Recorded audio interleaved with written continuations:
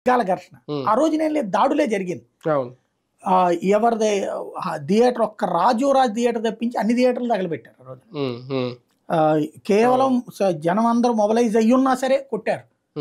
ఆ రోజున జరిగిన విధ్వంసాలు 45 రోజులు కర్ఫ్యూ కారణమే.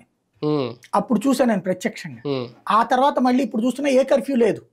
విశేషం ఏంటంటే ఆ రోజున పత్రికలన్నీ రాసినటువంటి వాళ్ళు ఈవేళ ఎవడు రాయట్లా. రాయకపోగా అది లోకల్గా ఉన్నట్టు ఇప్పుడు ఈనాడు జ్యోతిలో ఏం రాస్తున్నారు, తెలుగుదేశం వాళ్ళ మీద ఏదో అక్కడ లోకల్గా జరిగే చూస్తుని రాసి వైసీపీ వాళ్ళు కొడుతున్నారు రాసి. వైసీపీ వాళ్ళకి సంబంధించి ఎంతమంది చచ్చిపోతున్నా, కొడుతున్నా, తలకాయలు పగులుతున్నా, ఆస్తులు లాక్కుంటున్నా, ధ్వంసాలు చేస్తున్నా అది రాయట్లేదు. చివరికి రోడ్లకి గోతులు కూడా తవ్వేసేస్తే కూడా రాయకపోతే ఇంకెట్లాగా. అది ఇప్పుడు ప్రపంచం దృష్టికి పోవాలంటే ఢిల్లీ కేంద్రం, అందులో పార్లమెంట్ సెషన్స్ జరుగుతున్నాయి. ఈ కోణంలో నెంబర్ 1 అతను అక్కడ పెట్టడం. నెంబర్ 2 ఏంటంటే కనీసం ఇప్పుడైనా ఆపమని చెప్తారు. అంటే ఇక ఇట్లాగే కంటిన్యూ అయితే గనక ఇక జగన్ మళ్ళీ కంటిన్యూ చేస్తాడు కదా ఢిల్లీ వేదికగా.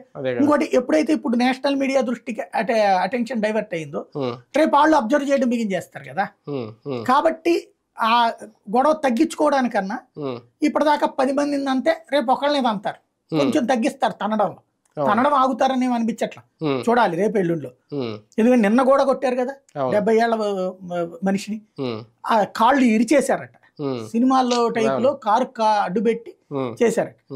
రెండవ కాన్సెప్ట్ ఏంటంటే తనకి మద్దతు ఎంత ఉందో చెక్ చేసుకుంటున్నాడు. ఇప్పుడు తనకి